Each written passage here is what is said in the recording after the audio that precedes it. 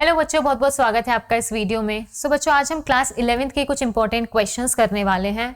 ठीक है, चलिए आइए शुरू करते हैं। चलिए देखिए पहला question, a vehicle travels half the distance with speed v1 and other half with speed v2, then it's average speed is. देखो ये बहुत ही कॉमन सा क्वेश्चन है, आपने कई बार इसको देखा होगा, पर फिर भी हम इसमें काफी बच्चे इसमें गलती कर देते हैं। एक vehicle travels in the same half of the distance with speed v1, एक उसने कोई रास्ता ट्रैवल किया, उसने आधा डिस्टेंस v1 वेलोसिटी से किया और आधा डिस्टेंस v2 वेलोसिटी से किया, तो आपको उसकी एवरेज वेलोसिटी बतानी होती है। What is it's average velocity. तो हम इस पे v1 प्लस v2 वाले पे टिक कर देते हैं, है ना। v1 प्लस v2 वाला बाय 2 एवरेज निकाल के, जैसे हम मैथ्स में एवरेज निकालते हैं, v1 प्लस v2 बाय 2 हमारा आंसर हो जाता है in most of the cases. But आपको एवरेज स्पीड ऐसे नहीं बतानी है। आपकी एवरेज स्पीड का जो फॉर्मूला होता है that is total distance upon total time.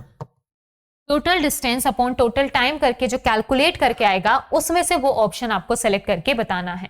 ठीक है, तो ऐसे निकाल के देखिए। लेट्स से कि आपका टोटल डिस्टेंस x है, a से b और c। a से b आने पर आपको t1 टाइम लगा और b से c जाने पर आपको t2 टाइम लगा। तो फॉर्मूले के अकॉर्डिंग टोटल डिस्टेंस आपका हो जाएगा x, टोटल डिस्टेंस हमारा हो जाएगा x और टोटल टाइम हो जाएगा t1 प्लस t2। तो हमें t1 प्लस t2 की वैल्यू पुट करके यहां पर रखनी है इन टर्म्स ऑफ वेलोसिटी, और उसके बाद आप इसमें से एक ऑप्शन सेलेक्ट करके इसका आंसर दे देंगे। चलिए, तो t1 हमारे पास क्या हो जाएगा, ये a से b पर आया v1 वेलोसिटी से और t1 टाइम से। तो time is equals to distance, और ये डिस्टेंस कितना हो जाएगा x बाय 2। तो t1 is equals to x by 2 by v1। ये हो जाएगा हमारे पास t1 की value in terms of x and in terms of velocity, x by 2 by v1। कितना डिस्टेंस चला वो t1 टाइम में, x बाय 2 चला, और कितनी वेलोसिटी से, v1 वेलोसिटी से। t2 हमारे पास क्या हो जाएगा, x बाय 2 ही डिस्टेंस चला एंड विद v2 वेलोसिटी। ठीक है, x by 2 with v2 velocity. तो t1 और t2 की वैल्यू आपके पास क्या आ जाएगी, x by 2v1 plus x by 2v2। x से आपका x कट हो जाएगा, तो आपके पास बन जाएगा 1 upon 2v1 plus 1 upon 2v2। यहाँ पे आप एलसीएम ले लीजिए इसका, यहाँ पर हो जाएगा आपका v1 plus v2 upon 2v1 v2। ये 2v1 v2 आपका ऊपर चला जाएगा, 2v1 v2 upon v1 plus v2। तो ये हो जाएगी आपकी average speed. Third option v2 v1 v2 upon v1 plus v2। तो आपका कौन सा ऑप्शन इससे मैच कर रहा है, 2v1 v2 upon v1 plus v2। तो आपको इसका ये देखते ही आपको ये एवरेज वाला फॉर्मूला आपका आंसर टिक नहीं करना है। इसका जो फॉर्मूला होता है that is total distance upon total time, उसकी कंडीशन लगाकर आपको पूरा डिस्टेंस x मानकर हाफ, फिर जितने भी इसमें क्वेश्चंस आ सकते हैं आप सारे इस फॉर्मूले से ही कैलकुलेट करना है। somehow you have to calculate the total distance and total time। सिर्फ वेलोसिटीज से आप एवरेज वेलोसिटीज कैलकुलेट नहीं करोगे। ठीक है, तो ये क्वेश्चन बहुत जगह आता है और बहुत 50% चांसेस इसको गलत करने के होते हैं। ये कॉन्सेप्ट हमारे माइंड से निकल जाता है। हम देखते हैं कि भाई आधा रास्ता v1 से, आधा रास्ता v2 से, तो एवरेज आपका v1 प्लस v2 बाय 2 आप टिक कराते हैं। तो इसको हमेशा जब भी कोई एवरेज स्पीड के क्वेश्चन आए, डायरेक्ट आंसर ना निकालें, ऑलवेज यूज दिस फॉर्मूला। पहले टोटल डिस्टेंस फाइंड आउट करें कि पूरी जर्नी में उसने कितना टोटल डिस्टेंस कवर किया, और फिर आप उसका टोटल टाइम कैलकुलेट करें। जिस तरीके से आपको सिचुएशन दे रखी हो उसी को उसमें कन्वर्ट करने की कोशिश करें। चलिए नेक्स्ट क्वेश्चन देखिए। The position of a particle moving in the X Y plane at any given time t is given by x is equals to this meters and y is this meters. Select the correct statement। तो आपको क्या दे रखा है, इन्होंने एक position दे रखी है particle की इन एक्स वाई प्लेन। कोई एक्स वाई प्लेन है, आपको पता है कोई अगर एक्स वाई प्लेन है आपकी इसकी पोजीशन है, तो आप इसकी पोजीशन एक्स और वाई टर्म्स में बताएंगे कि एक्स में इतना और वाई में इतना। तो आपको वो दो इक्वेशन दे रखी है और दोनों ही एक्स वाई आपके टाइम पर डिपेंड कर रहे हैं। ठीक है, तो एक्स आपको क्या दे रखा है, एक्स की इक्वेशन है आपकी 3t square minus 6t and Y की इक्वेशन है आपकी t square minus 2t। Plane में वो आपका पार्टिकल मोशन कर रहा है। फिर उसने पूछा है कि सेलेक्ट द करेक्ट स्टेटमेंट। आपको स्टेटमेंट सेलेक्ट करनी है कि कौन सी आपकी सही है।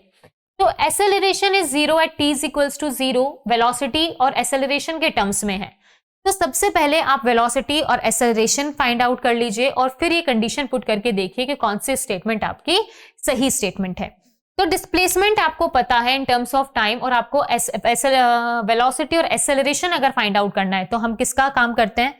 तो हमें पता है कि पहले आप वेलोसिटी निकालोगे, वेलोसिटी इन x vx निकालोगे, that is dx by dt।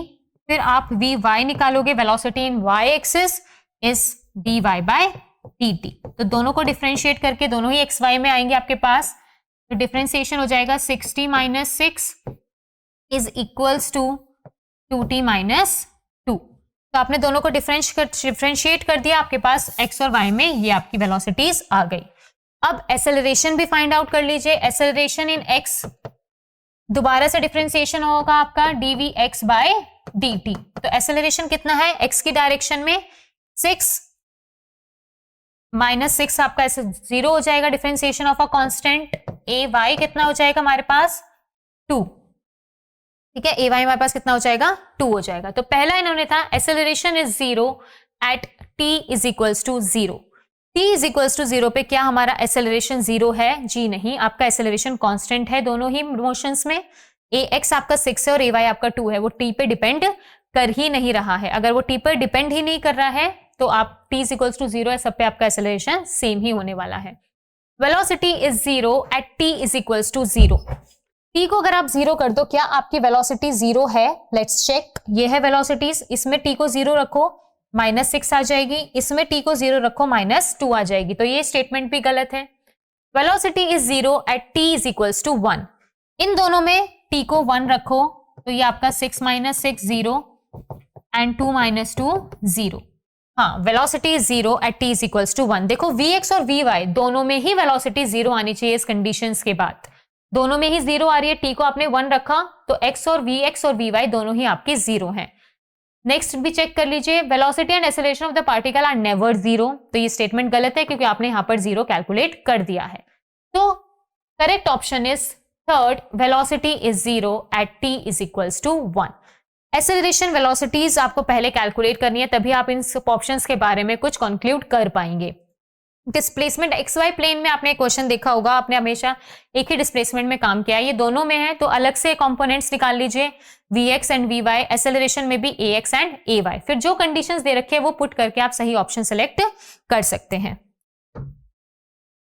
If a unit vector is represented by this then the value of c is. कोई आपको यूनिट वेक्टर दे रखा है, आइए पहले समझते हैं, रिवाइज करते हैं व्हाट इज यूनिट वेक्टर। बेटा यूनिट वेक्टर एक ऐसा वेक्टर होता है जिसके पास सिर्फ डायरेक्शन रिप्रेजेंट करता है और उसका मैग्नीट्यूड 1 होता है। तो unit vector is a vector that has only its direction and magnitude is 1। सो आपको यूनिट वेक्टर बता रखा है कि ये आपका यूनिट वेक्टर है, तो लेट इट बी a तो 0.5 i cap plus 0.8 j cap plus c k cap. तो अगर ये यूनिट वेक्टर है, ये गिवन वेक्टर, तो आपको वैल्यू ऑफ c बताना है। तो इसमें आपको कुछ भी नहीं करना है, आपको यूनिट वेक्टर की कंडीशन पुट करनी है और वैल्यू ऑफ c निकालनी है। इसके मैग्नीट्यूड को कैलकुलेट कीजिए, उसको 1 के इक्वल रख दीजिए, एक इक्वेशन एक अननोन, आपके पास c की वैल्यू आ जाएगी। तो चलिए देखते हैं, तो a कैप हम कैसे निकालते हैं। a का मैग्नीट्यूड ये आपको दे रखा है, तो मैग्नीट्यूड आपका इसका 1 है, तो इसका मैग्नीट्यूड निकाल दीजिए और इसको 1 के इक्वल रखना है आपको। तो अंडर रूट 0.5 का square that is 0.25 plus 8 0.64 plus c square is equals to 1। इसके मैग्नीट्यूड को आप कैलकुलेट कर दीजिए, 0.25 0.64 0. आपका आ जाएगा 89 plus c square is equals to 1। Square root लेंगे आप, तो 1 is equals to 0.89 plus c square, तो 1 माइनस 0.89 आ जाएगा आपका 0.11 c स्क्वायर। तो c की वैल्यू आपके पास यहां से आ जाएगी अंडर रूट 0.11। तो बहुत ही सिंपल क्वेश्चन था, आपको बस यूनिट वेक्टर की प्रॉपर्टी लगानी थी कि यूनिट वेक्टर में मैग्नीट्यूड क्या होता है, आपके पास 1 होता है। इसके मैग्नीट्यूड को 1 के इक्वेट करके दोनों तरफ स्क्वायर करके आपके पास c की वैल्यू आ जाएगी। अगर आपके पास c की वैल्यू इतनी है तो इसका मैग्नीट्यूड आपके पास 1 आ जाएगा। ठीक है,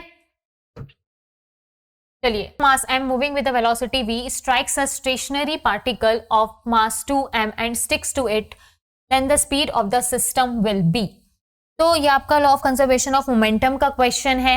एक आपके पास कोई पार्टिकल है जिसका मास m है, ठीक है, moving with a velocity v strikes a stationary particle. कोई भी स्टेशनरी पार्टिकल है जिसका मास 2m है। स्टेशनरी पार्टिकल का मतलब है कि इसकी वेलोसिटी कितनी है, इनिशियली 0 है, ठीक है, इसकी वेलोसिटी कितनी है, 0 है। देन बाद में sticks to it, then the speed of the system is, मतलब ये दोनों मास एक दूसरे से स्टिक कर जाते हैं तो टोटल मास कितना हो जाएगा स्टिक करने के बाद, 3m हो जाएगा। और आपको ये वाली वेलोसिटी फाइंड आउट करनी है।